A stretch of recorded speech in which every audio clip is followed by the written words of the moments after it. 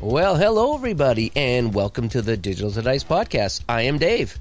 I'm Ron. And Ron, we got a third guest today. Who do we have today? It's Al, RedSox Fan. It's Al. Al, Thank you for having me on. Welcome back to always. the show. Al's joining us today, and we got a very different show today. Today's show is going to be focused on the community. On you guys. On you guys. And, you know, it's been brought to our attention that, you know, we've had a tough run the last few months, actually, and we've lost some members of the community. And we just like to talk about that today. We'd like to talk about community today and some of our normal things as well. But anyway, first off, ways to get a hold of us, digitaltodice.com, digitaltodice.com is the website. 978-751-DICE is the text line. Send us a text. We may or may not read it on the show. digitaltodice@yahoo.com is the email. Over on Facebook, facebook.com/group/digitaltodice. And if you'd like to be a supporter of the show for $2 a month or $5 a month, over on Patreon, patreon.com/digitaltodice. And if you're a $5 member per month, you can come into our Discord. And we got a very lively Discord. We had some terrific discussions on Discord. And we talk about show topics and things like that and behind the scenes. We have a good time over there. But it's a great way to help support the show. Right off, you can tell that I'm a little nasally today. We had some really cold weather here. And when it gets cold here, Dave gets sick. That's just, you know, you learn your body when you get older. And we've had some days here that were 10 degrees or less. And I know that temperature is all, you know, relative depending what part of the world you're in. 10 degrees is a heat wave somewhere. But in Massachusetts, 10 degrees is very cold. And several days of that and being out on the hockey rink. And there was a couple Fridays ago, I refereed a game. I couldn't feel my fingers. And I thought it was me. I said, man, okay, I'm something's wrong with me if I can't feel my fingers. And everybody else said, no, we can't feel our fingers either. And so I think that's the day I got sick because I was just so cold after that. And it just never really warmed up. So, Dave, you were going outside to get warm. Yeah, there was sometimes you left the hockey rink. And sometimes you actually go in the hockey rink to get warm. When it's 10 degrees outside, the inside the rink's a lot warmer. It really is because, you know, it's never quite that cold. But it's still, when you're skating around, you get the wind, you know, hitting you in the hands. And I put on gloves, and it still didn't do anything. And, man, I kept running into the lobby between periods trying to warm up. But, so it finally hit me. So I've been kind of fighting it off. So I'm going to be a little bit nasally today, but I'm going to try to gut my way through it to the best I can. By the way, this is episode 212. So as Lloyd Lindsay Young would say, hello, New York. That's right. It is 212. Good thing you picked up on that. 212 for Manhattan. Yeah. Yeah, the 212 area code. And if we do episode 718, we'll be New York again, but that's a long time in the future. That is a lot. That is in the future. Yeah. So, anyway, how do you want to start off today, boys? You just want to jump right into it? Yeah, let's just kind of do that. All righty. Ron, why don't you lead us off here? Well, in the last week, this was all last week, and Dave was sick, and we've been trying to figure out what the best way to handle this, and finished up a stream, and I got an email or a DM from our friend D. Scott Howard that had told us that Mike McAllister had passed away shortly before Christmas. And Mike was a valued member of the community, and so on Dave Little's Sports Simulations and Replays group on Facebook, which is the largest of our community's Facebook groups, I posted that, and sad and all that. Mike had been battling heart issues the entire time that we knew him. I think, you know, from Al met him, and so he was 6 years. Have you been doing it 6 years, Al? About that, yeah.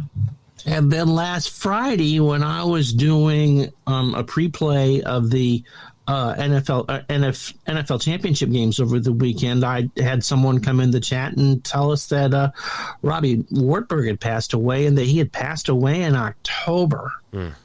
And just was absolutely floored by that. And we muddled on through and posted that. And Saturday morning, we wake up to the news that Stratomatic legendary employee Steve Barkin had passed away after battling some serious health issues. And if you don't recognize the name, his work in Stratomatic doing retro seasons, especially in baseball and hockey, is legendary. We've all played his stuff. If he was a game designer on his own, he would be on that Mount Rushmore just for his work. Apparently, it was the only job he ever had was to work for Strat. And so, I don't think that.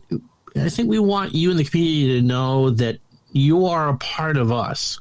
And when, we love to share the good things that happen with us and what you choose to tell us.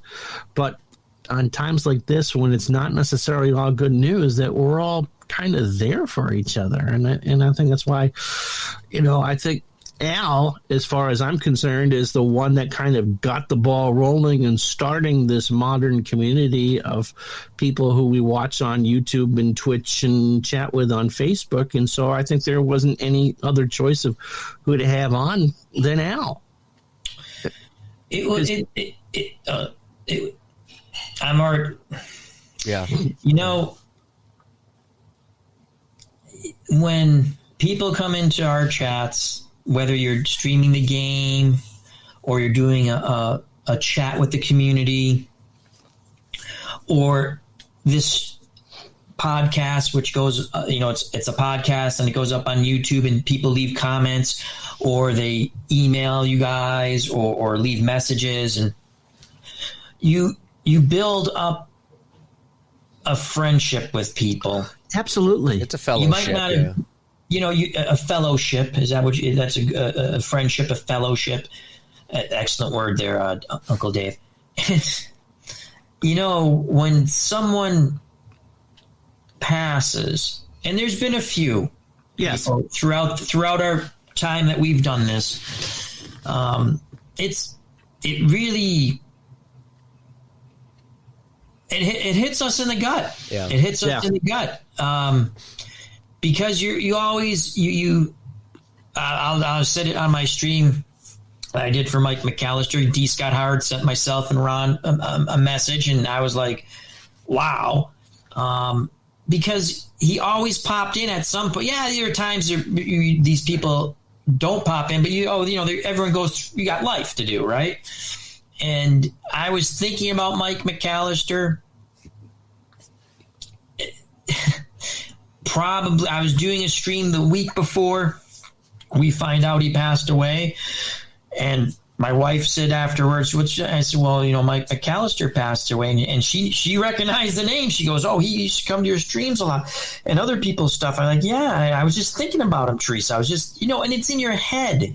The same, and again, there's other people. I'm just, just because Mike was an original. He goes around way back. Yeah, he was back when we first started chatting with Al's, and they were like off the rail 3 minutes into the show. Squirrel! You develop a relationship with everybody to certain degrees, some deeper than others. And, and you start chatting with these people. And I remember, Tom Milne, who created the Pro Football Helper and the Shootout Helper, okay? And I went back and forth with him on email for months about the Football Helper, and he was helping me set it up, and I would do a video, and he's like, hey, great video, thanks for showing that. And then I would say, hey, there's a couple things here you think you could fix, and he would fix it, and we went back and forth, and I developed a relationship with him over email. Never met him, never talked to him, but we were going back and forth regularly, and then, after a while, I stopped playing that, did something else, and then I think I emailed him a couple times, he never got back to me, and I just thought he was busy, and then I found out he passed away. And it was like it was a punch to the gut. It's like, man, we've been going back and forth. Yeah, and it's like, wow, it's just strange. And so, like I say, a lot of these people, whether it's email or chat rooms, or you never meet face to face, and sometimes you don't even talk to them, on the phone or anything like that. But you still have you've what's the word I want to say? You've communicated with them. Yeah. You've communicated with them so many times that you've built that relationship, even though it maybe hadn't got to the next level of a phone call or something like that. It's interesting because we talk about, or it can be brought up so much about why social media can be so destructive, which it certainly can. It can. But you go back to someone who's a mutual friend of yours and mine, Al, that I've known for 25 years through the front office football board. and didn't realize when we started doing things, he was coming into one of your chats, and I went to friend him on Facebook and saw I was already a friend with him on Facebook, and that was kind of bizarre. And that's Anthony, and so again, people who you work with kind of like the way that the three of us work together, or just kind of generally just shoot the stuff over messages that you become friends with that you've never talked to face or via phone or text, that you consider to be good friends of yours. The people that come into, it's the three of us have different crowds, different parts of the community that come in to talk with Al when Al does his stuff, and when Dave does his stuff, and when I do my stuff at lunch. I mean, a lot of it overlaps, but the three of us have very distinct audiences. And you get to talking with these. You spend an hour a day or a couple hours a week or whatever it is that you have time for, and you get to know these people, and we open up. And again, the only one I've ever met, there's two people I've met from the community: Dave, who came up, and I promise the next time that the gas will be working, and so you will be able to get a hot meal, and Kenny Castro. We tried to get, hopefully Al and Teresa will come up at some point, but try to make it up your Uncle Ron. COVID kind of took care of that for you. But seriously, you develop these relationships with people with you out there, and there's a magic to it, and I think that's what keeps us, the three of us, doing this as long as we have. It's not just we played a game and we're doing, playing the old, spinning the oldies at the oldie station. You remember where you were in '74 when Beach Baby came out? I mean, that's not why we do this Well, stuff. for what I've seen with the community since I've joined, I've been a little bit late. Obviously, it was Al and Ron and whatever, and I come in a little bit late. But for what I've seen the last, 4 or 5 years, whatever it's been. Well, the show turns 5 in July, so you've been doing this a while. The community scene has grown, and I think it's grown tighter. That's just my gut feeling.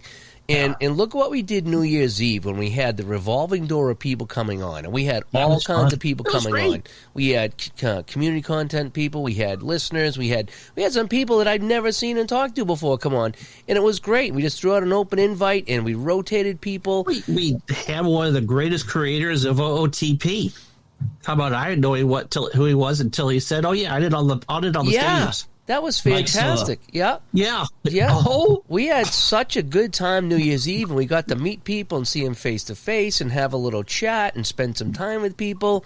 And that's still one of my favorite shows of all time, is just because everybody come in and we got to meet each other, and we went on for 2 or 3 hours that night on New Year's Eve, and I didn't know how New Year's Eve was going to go. People spending time with their families and a whole bit, but we had a whole bunch of people on, to a point where we'll probably do something similar to that over the summer again, and it's like a big, that was fun. A big meet and greet, and that's what it's kind of all about. And like Ron says, as much as we get the texts from the people, whether it's the text line or the emails, and some people have asked us to keep some things private, and they've spilt their guts out to us, and it's humbling, that this show and what we talk about means a lot to people and has got them through tough times.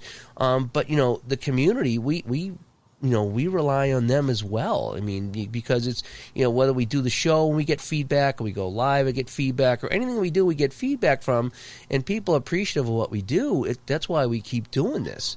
And it's just, that's kind of what a community is, obviously. So, I mean, as much as they appreciate us, we appreciate them. Oh, absolutely. And it's just, again, with Robbie there, we were working on Stone Cold Hockey with Robbie, Ron and I. We did. We beta tested that with him. I mean, Gary Brown used him for a lot of different things, Legends of Boxing and Dice United and Dice United. We were going back and forth for a few months on that PC hockey game on Stone Cold. And, and he was always in there on the threads and the whole bit. And so, again, it's just when something like that happens, it's just so strange, it's so sad. And so, when that happens. Yeah, that's Robbie was a frequent visitor to many of our streams, our chats. And that was another one right after Mike McAllister. Now, he had passed as Ron's October, early October. And Yeah. Robbie, I believe, ran one of the parking lots at Globe Life Stadium, and before that, With the Globe Life Rangers. Park for the Texas Rangers. Yep. So he moved with them when they went from their old place to the new place. And not only did he pass at 40, but it took us months for us to realize that he had passed. That's kind of the sad thing, is that we see people here, online and in YouTube and in emails and the whole bit, but if we don't hear from them for a bit, maybe they got busy, what's going on, life happens, I know sometimes I'm in and out for a few weeks depending what's going on with me. Then you don't hear from them for a while, and sometimes it just takes a long time to hear what happened to somebody, and that's kind of the sad thing about it. We all meet, here at YouTube, or all meet on wherever we go, Facebook or Delphi, but if someone doesn't show up to the meet, it takes a while to realize what happened. And the big difference. Sorry, go ahead, Al. No. What I was going to say, it is because like Dave said, we were talking offline. Life happens, so you'll see them at some point. I had thought about, Out of the Ballpark, the new Out of the Ballpark's going to come out, and Robbie always would talk about that, and love the technical stuff. He really would always talk about it. And I was actually, and again, I'm not. This is the truth. I was thinking about, I'll be seeing him post something, and then to read, that he passed away, and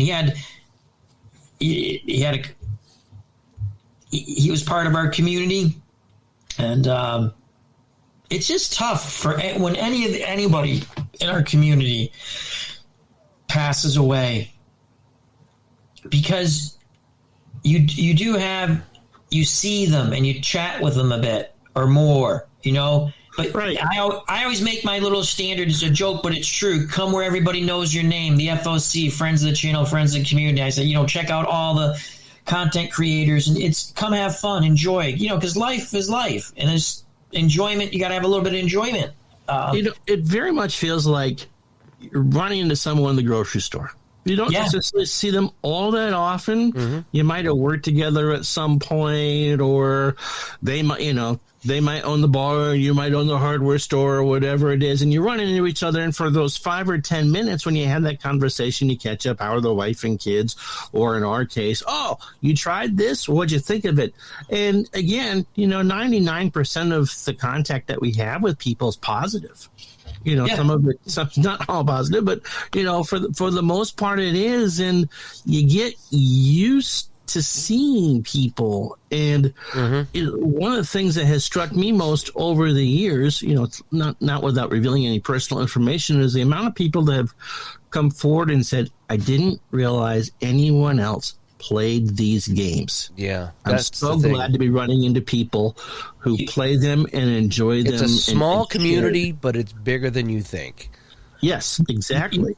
You've seen that a lot now on the Facebook group pages, such as Digital Dice and Dave Little's Sports Replay Facebook group page, where people will say that they'll join it, and you'll read and go, I didn't know people did this. And there's more people starting to upload videos or streaming, and it's just fun. It's a fun community that grows, and when something happens, I don't want to. We're not trying to make everyone sad, but it does.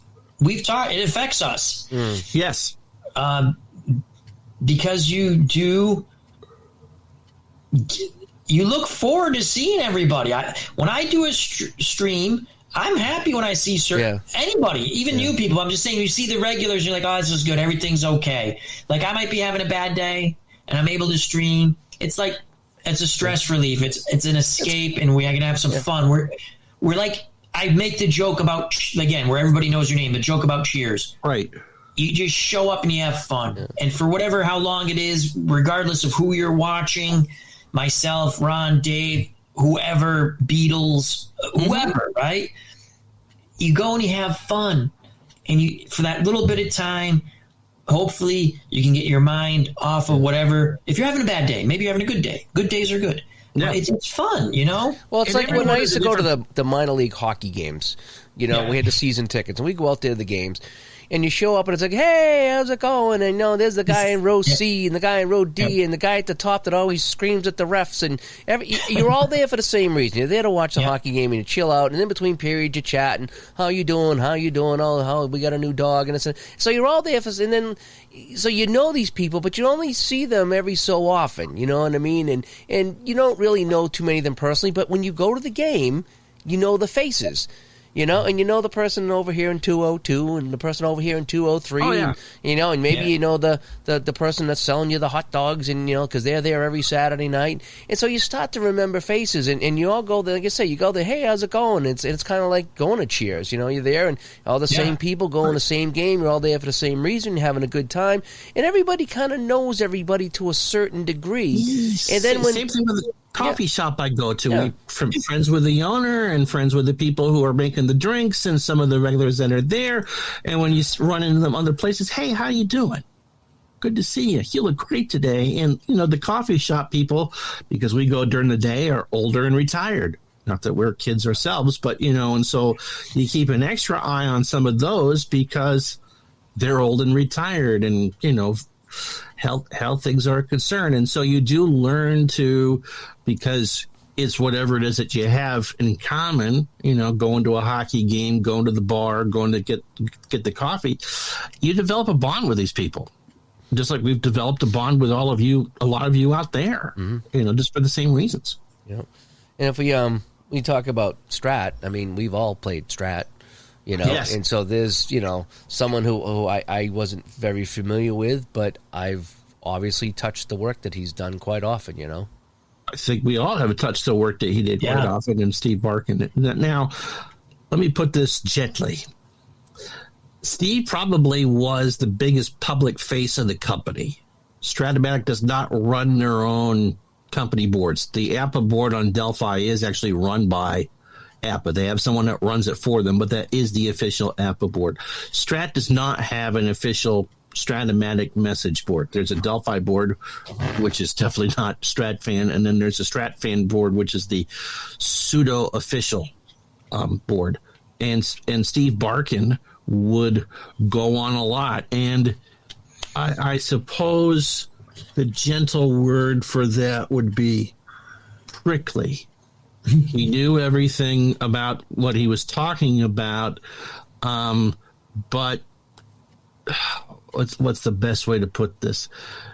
He wouldn't always put things in a manner that left you warm and fuzzy. So he was kind of gruff. Yes, gruff would be the word.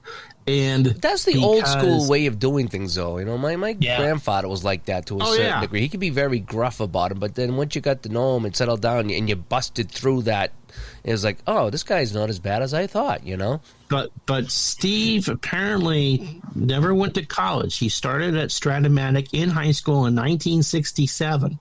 And worked there till the last few years, till his health just wouldn't let him do that anymore. And again, he was also known as the softball king of Long Island. And in fact, he's in the Softball Hall of Fame.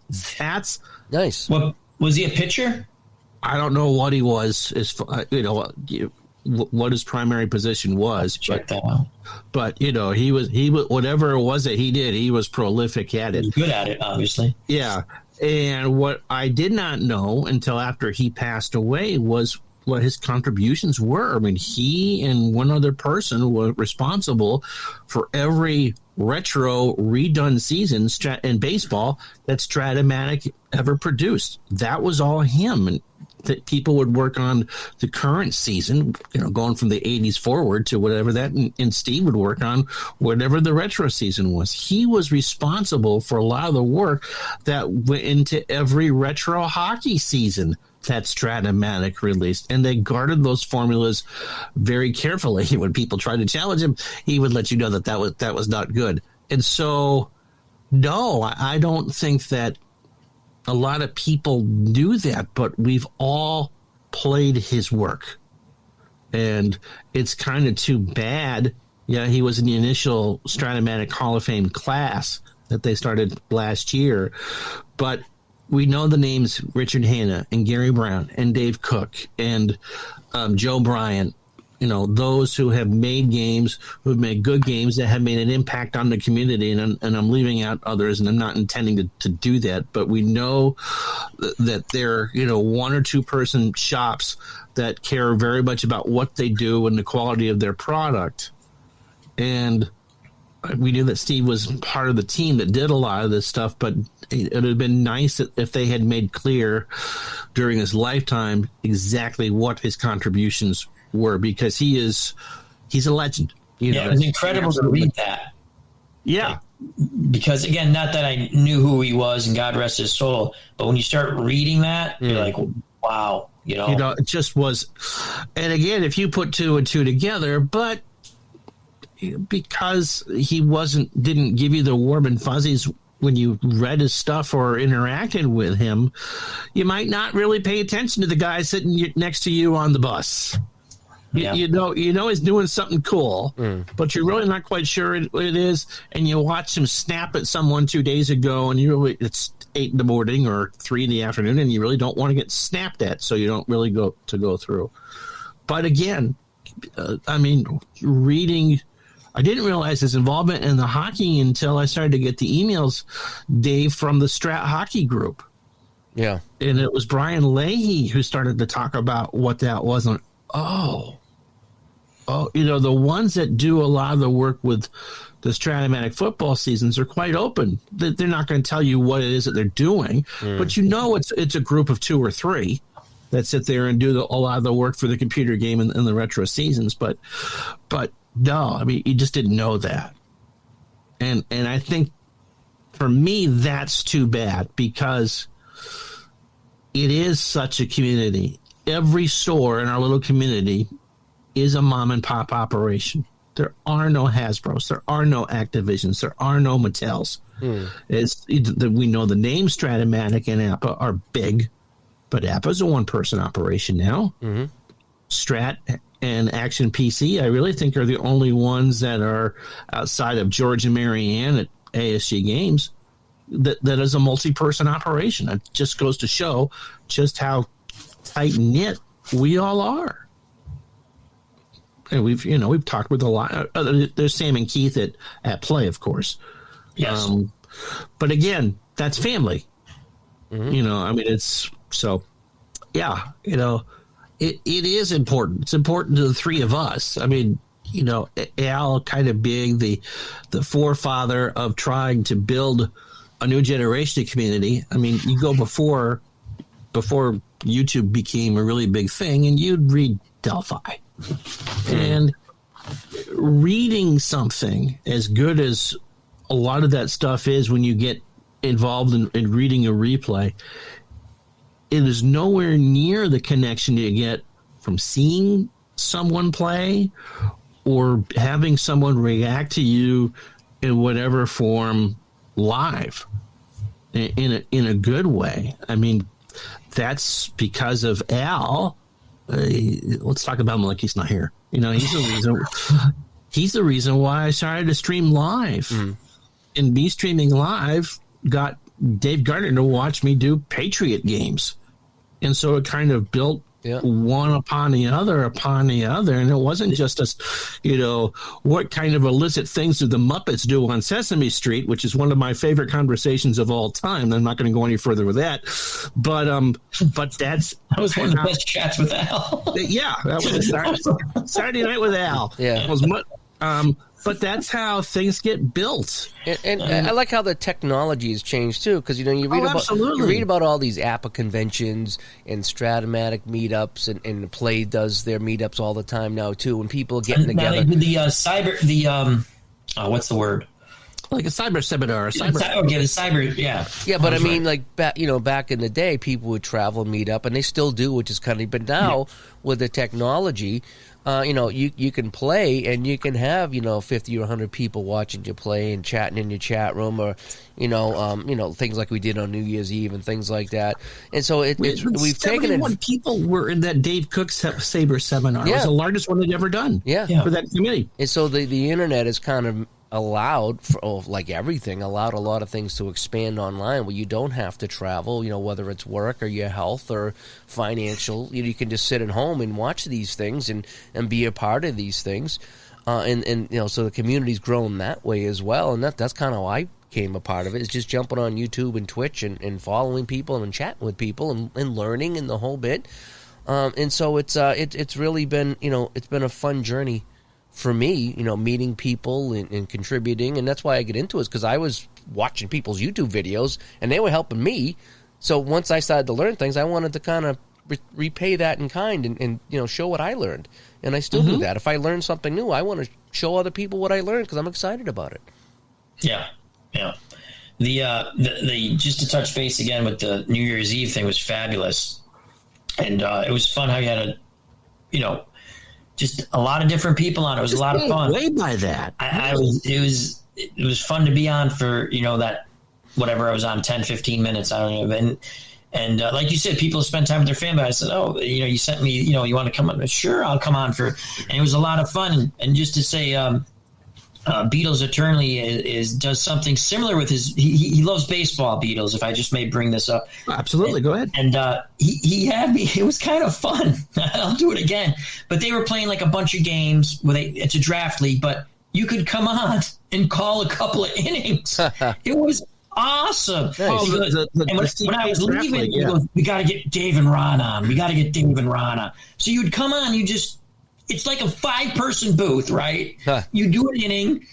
RJL was there, Dwayne Martz, and other people. And I'm sorry, I don't remember. But you do an inning or two, and they go, "You want to do another inning?" I'm like, "Sure, I'll do another half inning." Nice. But it was fun, and then you just call in the game. You're watching the game, and that's a really another nice thing that's developed within the community that Beatles did. But it really reminded me a lot about the New Year's Eve show you guys had. Now, we did a New Year's Eve show, but we didn't do it like, wait, man, I was like, oh, this is great. This is great. I love it. And also the variety of different games. I mean, RJL every night doing his thing. I mean, he makes Inside Pitch sing. Yeah. And he's brought in new people and doing that. Absolutely. He has watching him play. People know at such and such time. 8:00 every night, 7:30 every night. RJL is going to do his Inside Pitch season.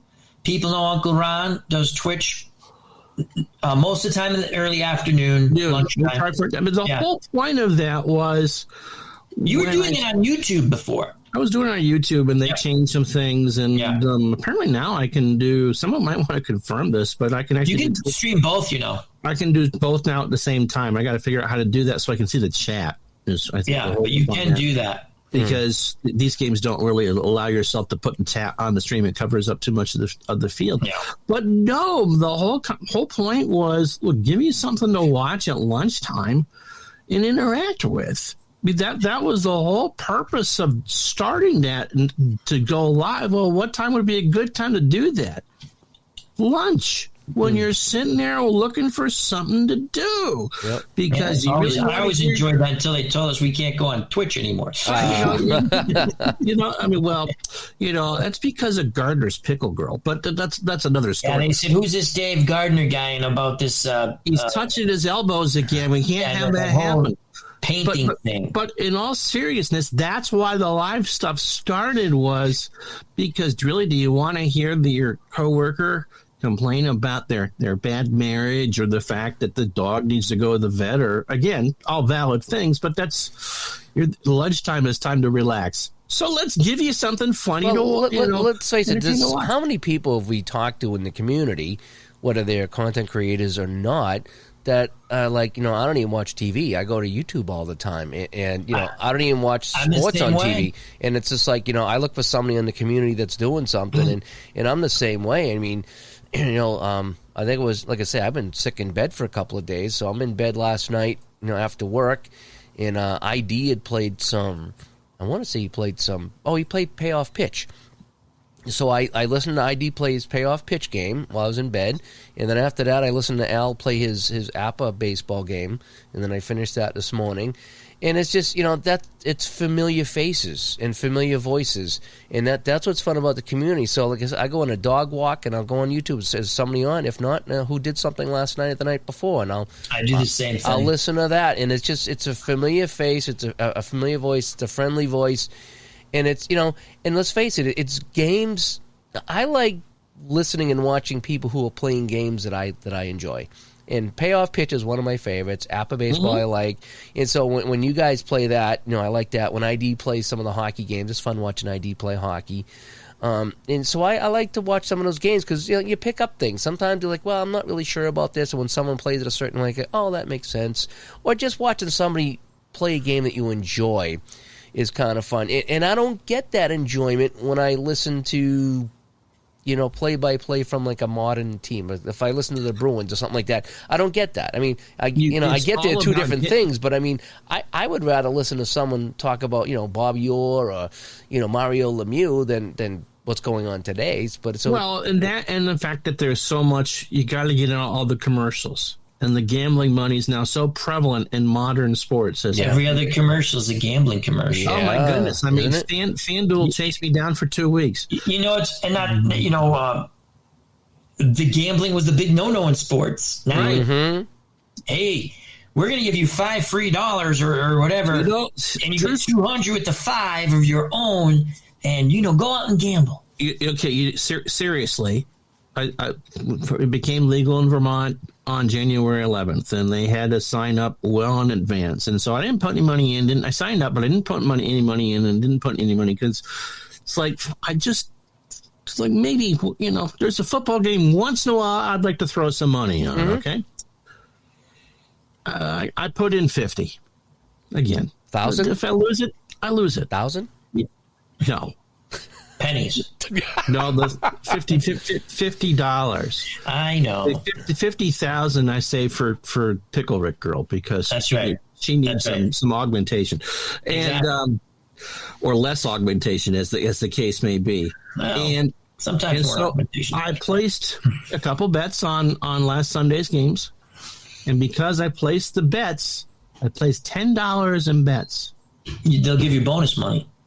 Al, I got $380 in bonus money. My friend Chris at work is still playing. $380 for $10 worth of bets. My friend Chris is still playing with his bonus money. And I got to use the bonus money by this week. Yeah. And it's scary, all the stuff you can bet on, which this isn't a lecture about that, but I could see where this is going to be a problem for a lot of people because it's just too. And what people don't understand, again, this is just my opinion. Right. If you want to bet a game, I have nothing against that. I bet games other ways before. But when you start, when Ron just said that you could bet on who kills the first fly or whatever. Yep. All these side bets. And you can bet on Chinese basketball on FanDuel. People love that stuff. And I'm like, you can't bet that stuff because the more you bet, the better chance they're going to win and you aren't. The advantages of the house. So here's how I want the Super Bowl to play out. I want San Francisco to win 31-30. Okay? I don't have any Taylor side bets, by the way. I took the Chiefs at 1.5 dogs. I have no idea why Kansas City's an underdog in this game. I guess San Francisco's run defense is pretty good. I took the money line with San Francisco, and I took the over, which I forget is 57. So I want 31-30 to be the final score so I can hit on all three. There you go. And again, it's not my money. I'm paying off the free roll that they get. Right. It's so – I think that's – and the other reason, I think why – we resonate with our viewers is it's not just the nostalgia or that, but everything I think in modern telecasts, including the gambling talk and all that, is so forced. Yeah. That they don't let the event, whatever it is, breathe. Have you ever, it's, what's it, Dave Volsky's Backdoor Channel, all the old football? Well, we haven't mentioned that because I don't need the NFL to shut them down, but exactly that's who it is. Sorry. If such a channel existed. Such a channel existed. My point being is if you go back and look at one of those broadcasts it's so enjoyable because they're just calling the game. They joke. It's like sometimes it's just like us talking.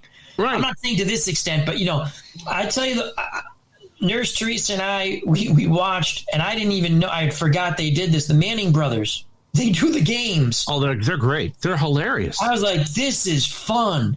They're hilarious. That would actually get me to watch a football game. I watched the whole game just because I'm listening to them, and they're giving their insight and their little games they play and joking around, and they have guests on. Oh, they're hilarious. The Fabulous. Absolutely hilarious. Kudos to ESPN for thinking of that. Because when you see one broadcasting team now, they're all generic. Yeah, they're all the same, Ron. I don't have a problem with Tony Romo. I was watching him on Sunday. But do you think I thought he was better a few years ago? I thought he was more of him. It seemed like himself. And now I think what happens is, Kurt Gowdy talked about this a lot when he was alive, and they go through, and this is back in the 70s where we think was the golden era, and they would say, you got to talk about this, you got to talk about that, and Gowdy would go to his producers and, when are we going to talk about the game? When are we actually going to talk about the game? I mean, I remember, for a while I would just watch on mute, and there's a certain four-letter network that treats baseball like a redheaded stepchild. And you'd watch a game on their particular one night that they had because they were stuck with it because no one else could televise it. And they would talk about everything but the game you were watching. And one of the reasons why I got into doing this was, again, I want to do a stream that I would watch myself. And I'm not intentionally sitting there doing Scully. It sounds like Scully, but it's not.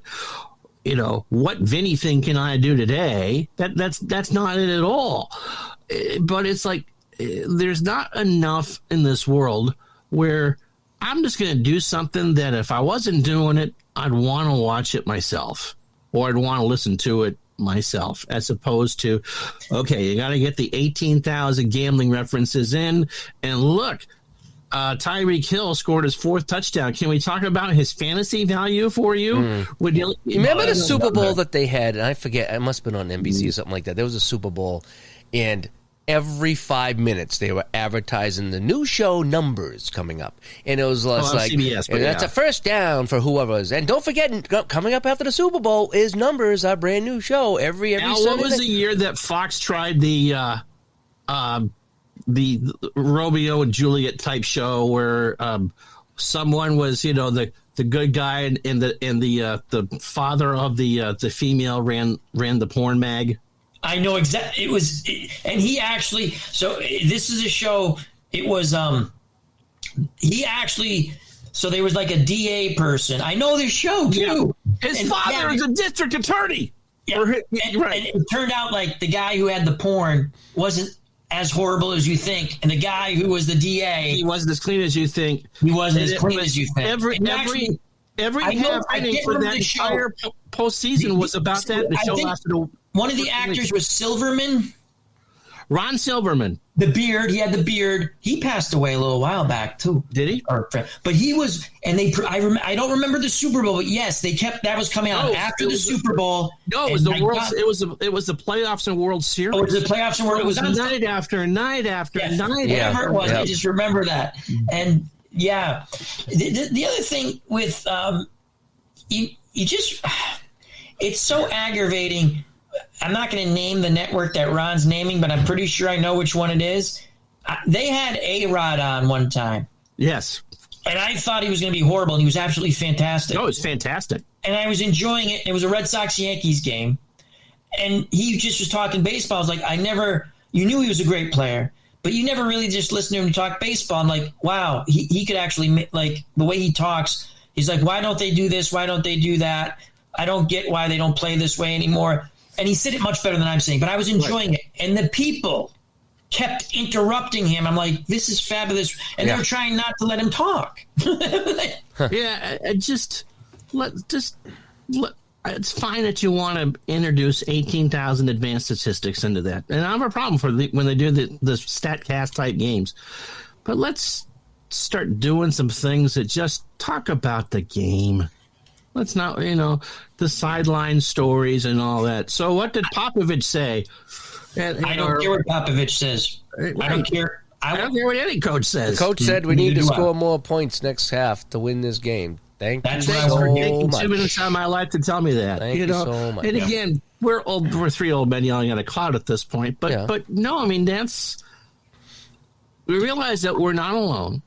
I'll tell you another thing. What I enjoy about listening to YouTubers and streaming and stuff, people I listen to, you get ideas, you learn about some history, which makes me want to find out more. Oh yeah, The people who've done the Summit series, Dave has done it. Dave. Oh God, who was the other person they did at Card and Dice? I can't remember. Has Sportsman Z or PJet done the Summit series, Dave? No, Rob G, I think, did it. Rob Gallen? Yes. Okay. Yes. And he's a very nice guy too. Yes, he is. He's actually, I think, works within hockey. Like Dave works within hockey. I believe he's a junior scout in Canada. I think so, yeah. Yeah, and but it got me to look that up more. I knew about the Summit series, but then when I did that, I find out about the Philadelphia game with the Soviets, which They're going home. They are going Uncle home. Dave, I love that story because I thought that was great. They just bullied the crap out of him. Like, that's kind of funny. But you just find out more things. It's just fun. And the other thing I enjoy about people I listen to or watch, I do a lot of listening. It's because I'm doing it at work or I'm driving, or if I'm home, I'm watching. It's funny. I'll have anywhere from 2 to 3 streams going if certain people are streaming, Right. and I'm going in and out of chats and I'm having fun. Nurse Teresa comes in and just laughs at me going, how many do you have going? But I love people who are enjoying what they do. It comes through, and maybe I'm having not a good day or whatever. I'm like, Do you know what I think is really fun, Al and Ron, was when I'm on streaming a game, and no matter what it is, and people come into the chat room as they do, and they're like, hey, I'm listening to you while I'm playing the 1990 World Series. And I think that's so cool because I do the same thing. Is I'll be sitting here playing my game on the table, go to YouTube, and someone's streaming.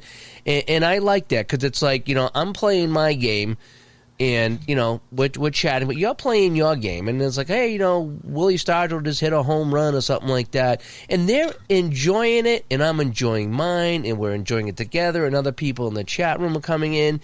Well said. And I really, really like that because, when we're playing a game, you don't have to sit there and intently follow our game.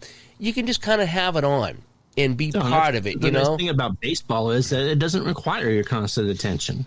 Yeah, it's just, I really enjoy that when other people like, I'm sitting here playing, it's like, I'm playing the same game. If I'm playing, whatever, shootout, what is, I'm playing shootout too. Or if I'm playing payoff pitch, I just fired up payoff pitch. Or when someone's like, oh man, you're playing, strat, I'm going to have to pull out my strat and play that, and, sometimes, you hear that. ID will do that. It's like, damn it, Dave, you just pulled out this game. Now I got to go pull it out and play it. You know what I mean? And that's what we do. And I do the same thing. It's like somebody will pull out a game. It's like, holy cow, I haven't played that in a while. I need to pull that out and play that again. But it's fun when people are in the chat room and they're saying, hey, I got my game on the table. Or I'm setting up to play this game. And it's nice to know that there's people doing what we're doing out there. It really is fun, and everyone's doing their own thing, and we're having a good time with it. And that's what it matters. That's exactly what matters. There's nothing wrong with that. Yeah. Now, can I ask a football question? Yes. Tom Brady. Good answer. Another good answer. But I was rooting for the Detroit Lions. I think we all were. Just because it's a wonderful story. Can I just... Why? I just have to bring it up. Why? I don't mean to be sore subject to Lions fans, but... And you have to understand, I felt some of your pain, not as much because I don't root for them all the time. Why do you not kick the field goals in those situations? The first time, I guess it made sense. I would have kicked it, though. You know me. I would have take the points. The second time, that was worse. Yeah, that was worse. They needed to break the momentum. It was a tie or a one-score game at that point. They would have tied. They would have tied the second one. If they kicked the field goal, they would have tied. The second first one just drove me nuts. The first one, if you kick it, it's 27-7. You're up 20. Momentum's still with you. You get stopped. That's the one you kick. That's the one you kick. You go 70 yards. And I know they don't know that the other. I get it. If he makes it, I'm thinking they were still far enough out that even if they got the first down, they still could have ended up trying to kick a field goal on that drive. You know what I mean? It's just like it wasn't like they were at the 5-yard line. It's like, oh, if we can get the first down, now we'll have first and goal. They were still far enough out that it's like you still might be kicking a field goal here. Yeah, I would have attempted both. Now, if I was rolling the dice or whatever, the guy would have missed. So I get that. But exactly, because our good friend Pesky Pole said something on Facebook. He goes, well, I do not dislike field goals. I dislike my kickers on my teams who constantly miss. But I would have attempted both field goals, especially. I didn't see the to first tie one. the game. Second one for sure. Oh my God. That just was an epic collapse, though. It just was, that was it. I mean, just you had a funny collapse. comment. Can I say your comment about that team? The Birds. Yeah. He goes, when did they change? Uncle Dave goes, when did they change into the Falcons uniforms? Yeah. Why did the Lions put the Falcons jersey on at the half? Yeah, that was funny. Yeah. But again, I felt so bad for them. But that's why we watch. Yeah, that was that's why we watch. I've enjoyed, and I like Dan Campbell. I liked him as a player. Yep. I like him as a coach. And people, when I was reading stuff before the game, just people putting stuff out there, they were saying they were worried that he would do something. That's how they got like there, that. though. I mean, that's how they got there. And, You're right. And you got to. I understand, but I mean, if that's how you got there, then that's what they know. And so he brought them that far. It's the furthest the Lions have gotten in a long time. Everyone's proud of them there. And it was more than that. Okay, maybe they kick the field goal and they still lose. Maybe they don't. But I mean, that just was a general team collapse when they were dropping passes everywhere. Then they couldn't stop them. It just you could see the writing on the wall, and it's easy to go back and say, well, why didn't you do this or why didn't you do that? It's like, well, why didn't you stop them on any of those other drives? Right. And then you get that fluky play that bounced off the guy's knee up in the air, and he caught it for the touchdown. I mean, just everything went their way. It was a complete turnaround. But my whole point, and again, it doesn't mean they're going to win. If you kick and make that field goal, the first one, you're up 27-7. Momentum is still 3-touchdown game at that point. Yeah, it's still with you. Yep. Doesn't mean they're going to win. Right. I'm just saying. I just had to get that because I really did. I really enjoyed because the Patriots really. I don't know if they played this year. I don't know. No, they didn't. They didn't. Did the Patriots play this year? Off. They switched places. They played the preseason. That was about it. Yeah, and then they were tired. They were secretly replaced by the Portland Breakers. Let's see if anyone noticed. They played pretty well on defense, though. I just offensively. The road team defensively. Al, I'm going to talk to you about this because I know Dave didn't watch, and I'm not being mean. If you remember Game 7 of the 2016 World Series, Chicago-Cleveland. Yes. You had to sit there and watch Joe Madden box himself into a corner because you could see him. I mean, Francona had been there before, and he knew how to win, and Madden hadn't. And you could watch Madden overmanage. Now, the Cubs won. But they won despite of what he was doing. Yeah, but wasn't that one of his things that he?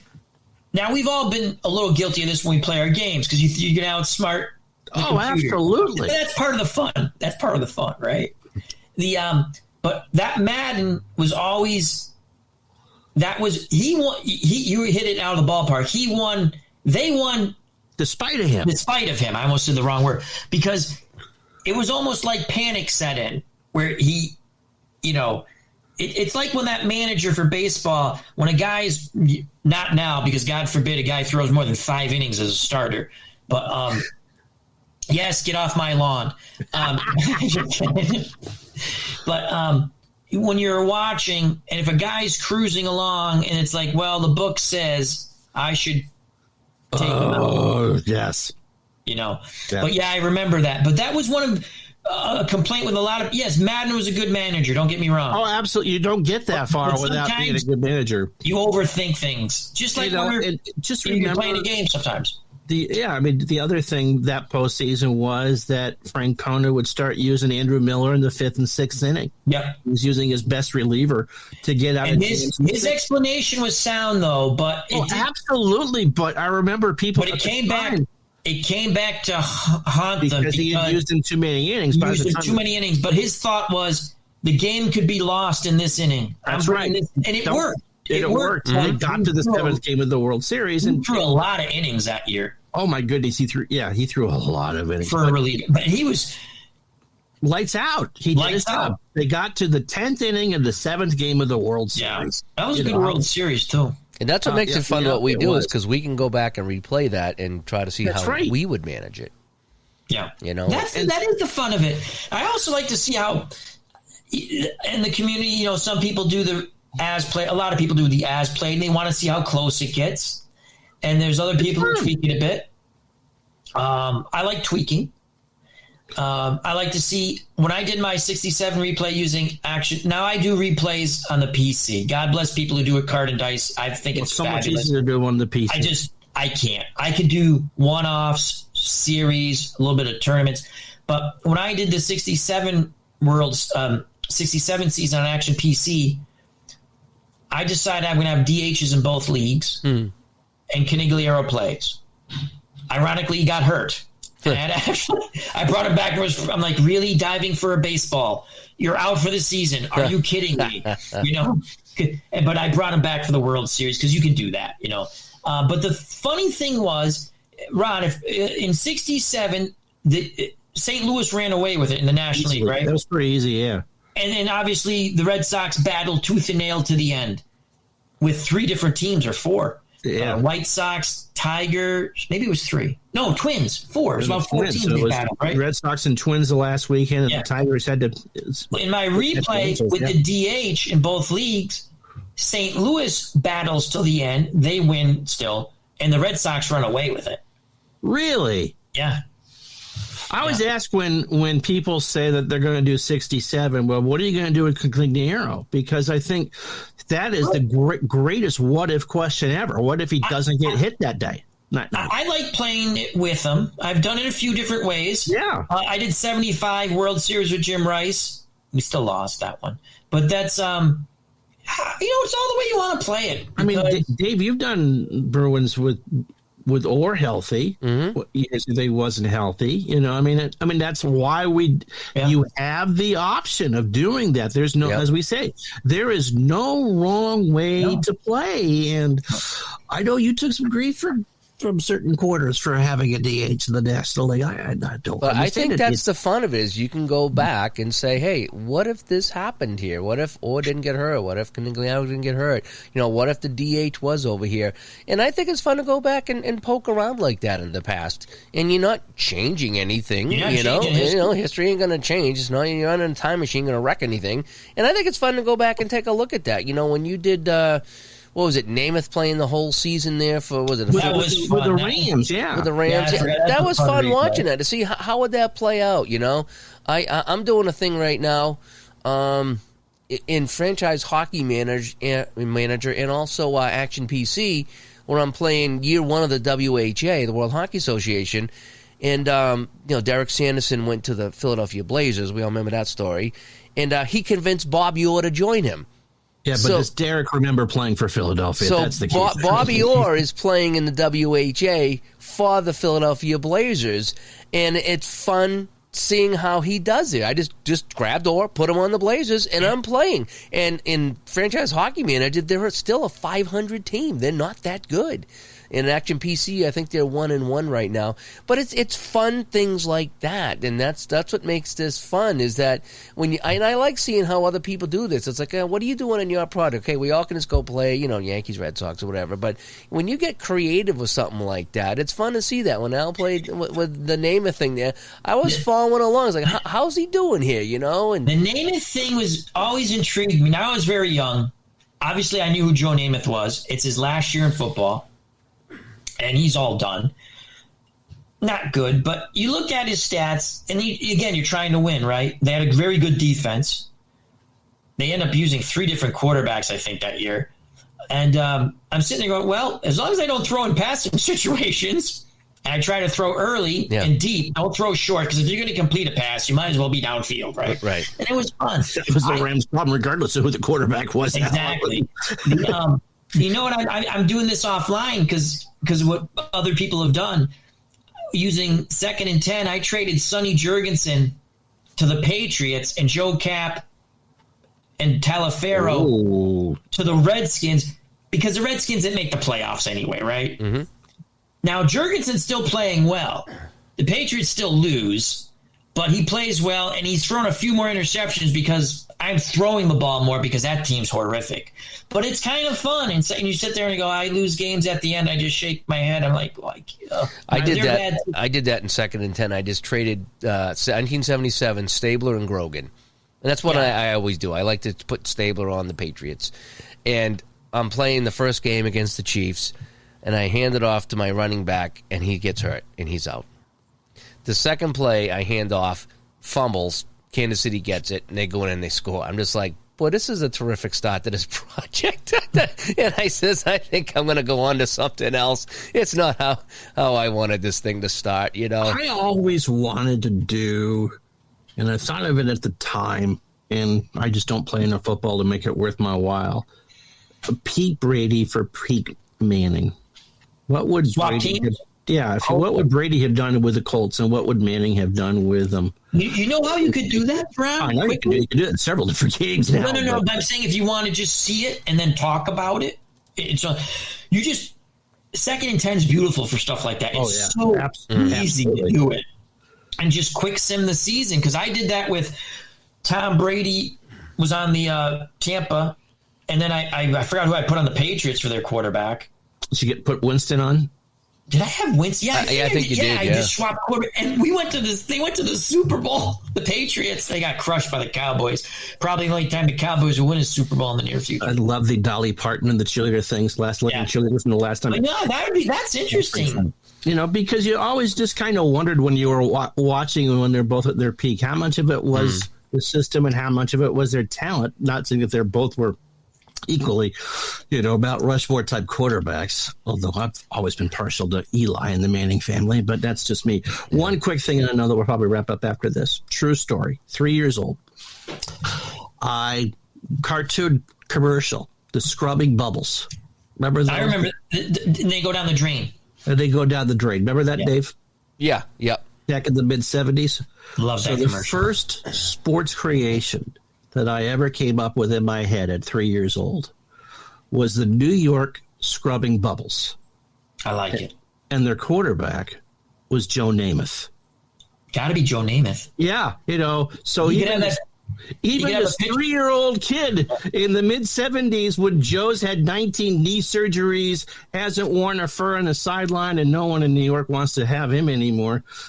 Yep, Joe Namath. My other team would be the chuck wagons when the dog was chasing the chuck wagon and it went into the cabinet. The Oklahoma chuck wagons. There you go. Remember that commercial? The dog's chasing and it went into the cabinet. Was it Gravy Train? The dog would chase it. Yeah, he never could get it. The chuck wagon always got away.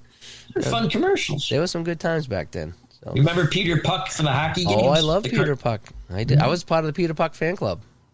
Awesome. We had the sweatshirts back in the day. Yes, we did. Mini, what was that called? Mini one. What the heck was Mini that called? Mini 1-on-1, yeah. And then, they had this thing called Showdown. Showdown was between periods on NBC, but Mini 1-on-1 was like TV. Bruins games. Yeah, TV. I remember. Yeah. Yep. Now, quick. Does the Channel 38? I know it got bought out, but that doesn't exist. What did that change to? Does anyone know? Is it around? CW, isn't it? Oh, you're right. That's what that is. No, CW is Channel 56 out here. Oh, so it's 38 just a pure independent now? That's a rarity. Yeah, I forget what it is now. It's something, but it's still here, kind of, sort of. It's still here, kind of, sort of. CBS still owns it, right? I don't remember. It's by BZ. It's not TV 38 anymore, but there's still. No, that was awesome. TV 38 when we first got cable. Yeah, oh my god, good times. Anyway, I digress. All right, so let's wrap this up here. So we've been talking about community here today, and I'm going to let Ron do the 3 stars tonight, Ron, and I think we know who the 3 stars are. So, one of you go ahead. First star is going to be Mike McAllister, who was, again, one of our earliest watchers and followers, and we helped him fight his heart battles together.